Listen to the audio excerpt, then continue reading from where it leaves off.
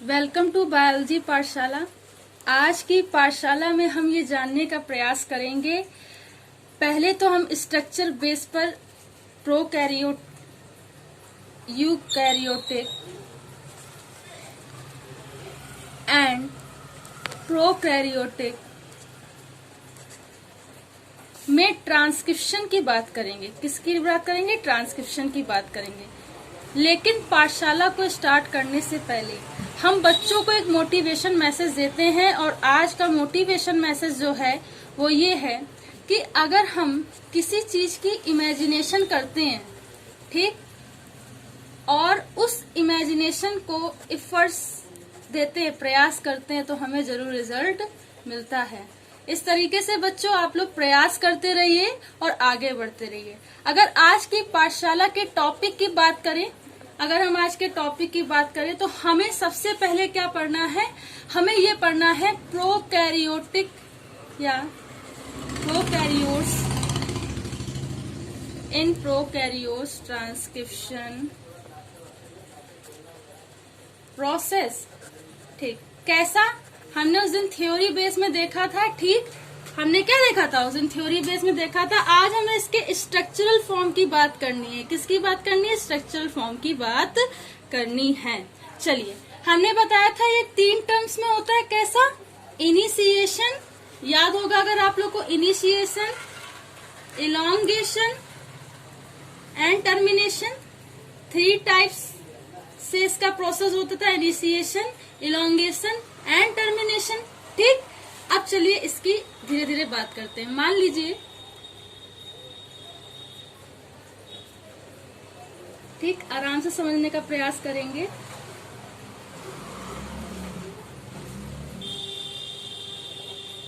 ठीक, this is the 3 prime to 5 prime and 5 prime to 3 prime. Okay, this is a DNA helix. Okay, this is a DNA helix. ठीक, DNA का रज्जुक है। हमने आपको एक पॉइंट बताया था, चलिए आप यहां से थोड़ा सा देख लीजिए। हमने पॉइंट क्या बताया था? बिना आरएनए पॉलीमेरेज के डीएनए से, ठीक, आरएनए की जो चेन है या एमआरएनए की जो चेन बननी है वो नहीं पूरी हो सकती। ठीक, तो इसीलिए यहाँ पर प्रमोटर के साथ आरएनए पॉलीमेरेज जुड़ा हुआ होता है। देखिए कैसे, ये क्या है? इसके बेस पेयर है। ठीक, मैंने बताया कि बिना प्रमोटर के इनिशिएशन का जो प्रोसेस है वो नहीं हो सकता। ठीक, यहाँ पर सिग्मा फैक्टर के रूप में ये क्या होता है? Sigma factor. इस सिग्मा फैक्टर को इसलिए प्रमोटर के रूप में किया जाता है ताकि they identify the coding DNA को पहचान पाए, इसलिए इनका क्या किया जाता है? यूज किया जाता है। ठीक, और ये जो होते हैं बेसिकली आरएनए पॉलीमेरेज से ट्रीट किए जाते हैं। ठीक, और ये बेसिकली क्या होते हैं? आरएनए पॉलीमेरेज से ट्रीट किए जाते हैं। This is the basic and the initial process of transcription is known as the initiation.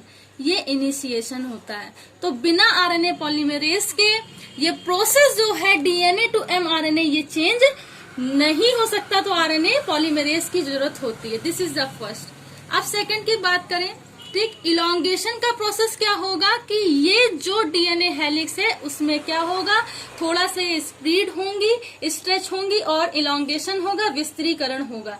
चलिए दूसरी अगर बात करें तो यही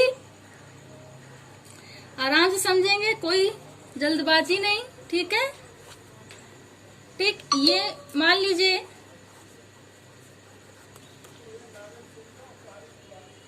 ठीक है, ठीक, कुछ इस तरीके से, थोड़ा सा लास्ट में, ठीक, 3 prime to 5 prime, it is not a dash, it is a prime, and 5 prime to 3 prime.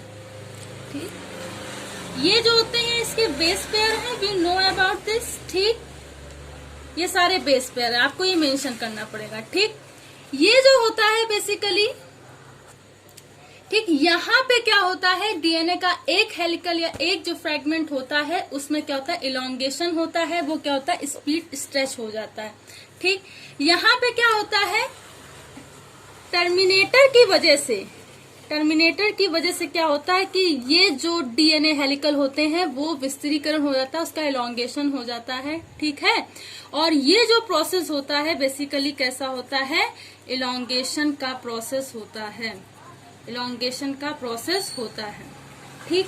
और यहाँ पे हमें दिखाई देगी एक आरएनए चेन बनती हुई, ठीक, यहाँ पे हमें आरएनए दिखाई देगा बनता हुआ, ठीक। And this is the process of elongation. अब हम बात करते हैं तीसरे प्रोसेस की। तीसरा जो प्रोसेस होता है उसे क्या बोलते हैं, टर्मिनेशन। मैं आपको बता दूं कि science is systematic body of knowledge, विज्ञान किसी विषय का क्रमबद्ध अध्ययन है और बिना बेसिक फंडामेंटल, ठीक, और टर्मिनोलॉजी के हम साइंस की कल्पना नहीं कर सकते हैं, ठीक। इस बात को आप लोग याद रखिएगा। अगर यहाँ पे कोई फैक्ट है इसकी टर्मिनोलॉजी तो उसका मतलब होता है टर्मिनेशन का मतलब क्या, किसी चीज की एंडिंग पॉइंट पे आकर के कुछ बनना, ठीक, किसी चीज का एंडिंग पॉइंट पे आकर के बनना। और यहाँ पर कुछ टर्मिनेशन एंड होते हैं, देखिए कैसे बनता है ये,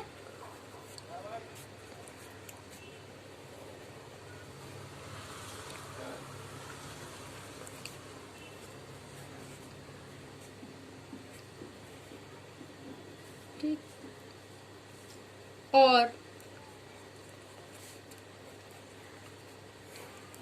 दिस यहाँ पे, ठीक, चले, ये होता है 3 प्राइम टू 5 प्राइम डायरेक्शन में and that is the 5 prime to 3 prime direction में, ठीक। ये जो होते हैं बेसिकली ये होते हैं टर्मिनेशन एंड, ये क्या होते हैं, टर्मिनेशन एंड। और टर्मिनेशन एंड से ही जाकर के ये क्या होता है, टेम्पलेट डीएनए, ये क्या होता है, टेम्पलेट डीएनए। तो इस टेम्पलेट डीएनए से नॉन कोडिंग,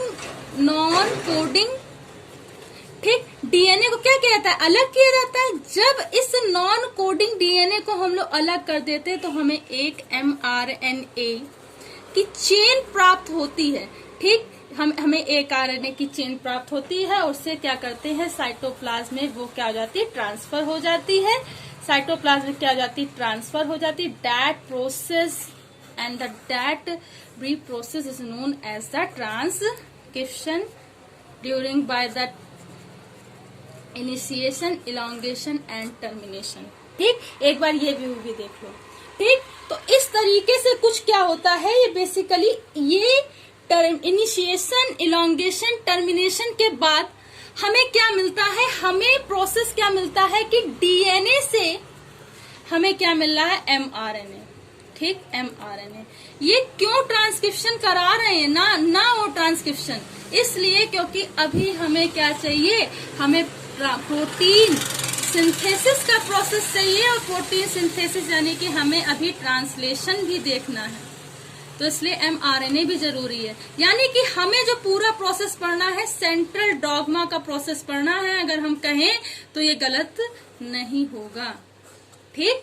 तो ये बात याद रखना। और बेसिकली एक बात याद रखना कि ट्रांसक्रिप्शन में हमेशा जो ट्रांसक्रिप्शन होता है वो 5 प्राइम टू 3 प्राइम में होता है, ठीक।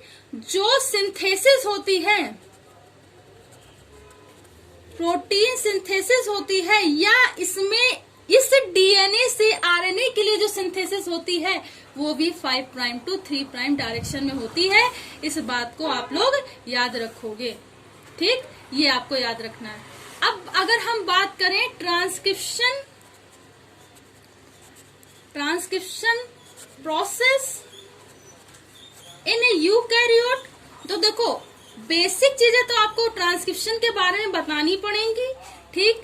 कैसे होता है, डीएनए से एमआरएनए बनता है, ठीक है, पूरा बताएंगे। आरएनए पॉलीमरेज की सहायता से कई सारी पॉलीन्यूक्लियोटाइड चेन्स बनती हैं, ठीक। फिर हम प्रोसेस बताएंगे इसके इलॉन्गेशन, इनिशिएशन, एक ओवरव्यू देंगे। फिर हम आएंगे इसके यूकैरियोट्स के प्रोसेस में। इसमें क्या होता है, जब इसके पूरे प्रोसेस की बात करें तो इसमें इसके ट्रांसक्रिप्शन के लिए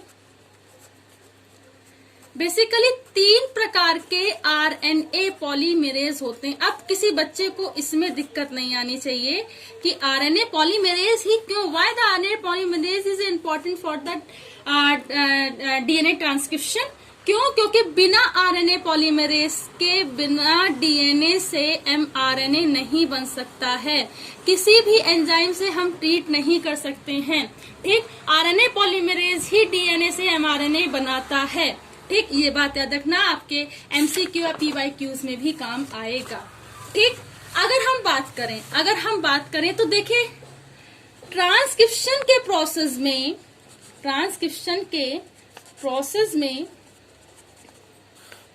3 टाइप्स के क्या होते हैं?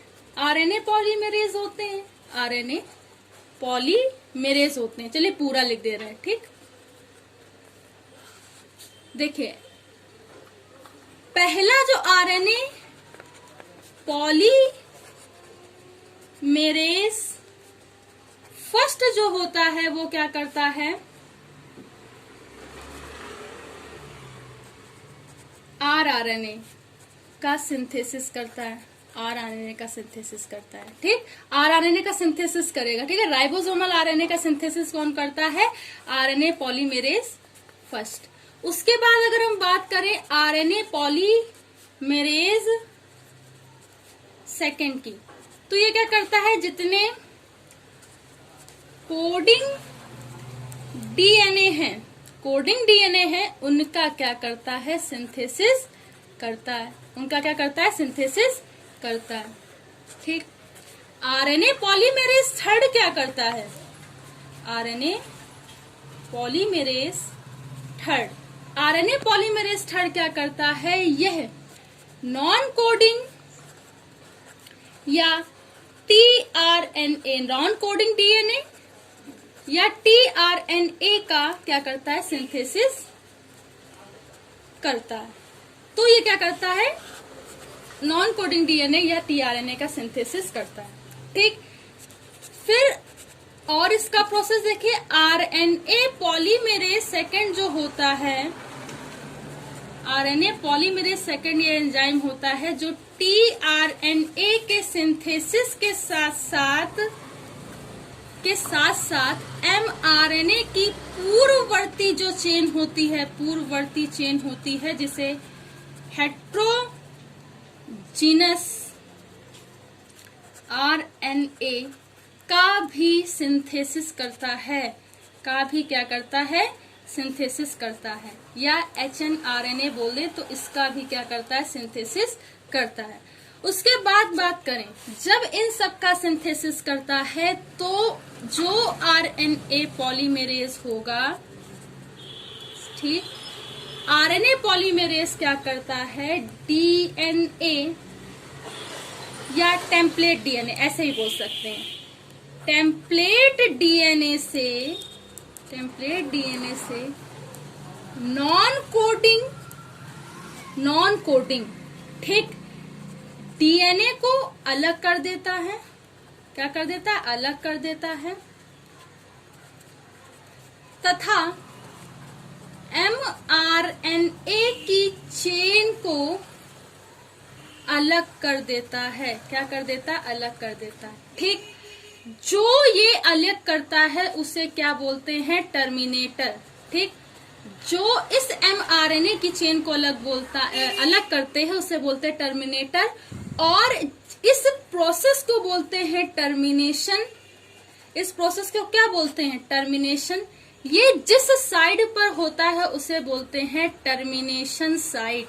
उसे क्या बोलते हैं? Termination site. ठीक, ये बात याद रखना। जब इस एमआरएनए की जो नेसेंट आरएनए या चेन होती है, ये जब सेपरेट हो जाती है, ठीक, जब इसका अनुलेखन हो गया, ट्रांसक्रिप्शन हो गया, जब ये सेपरेट हो जाती है तो इसे क्या करते हैं? साइटोप्लाज्म में ट्रांसफर कर दिया जाता है और इस तरीके से यूकैरियोट में ट्रांसक्रिप्शन का प्रोसेस क्या होता है? कंप्लीट होता है। तो कुछ इस तरीके से ट्रांसक्रिप्शन का प्रोसेस यूकैरियोट में कंप्लीट होता है। आज की पाठशाला में इतना ही।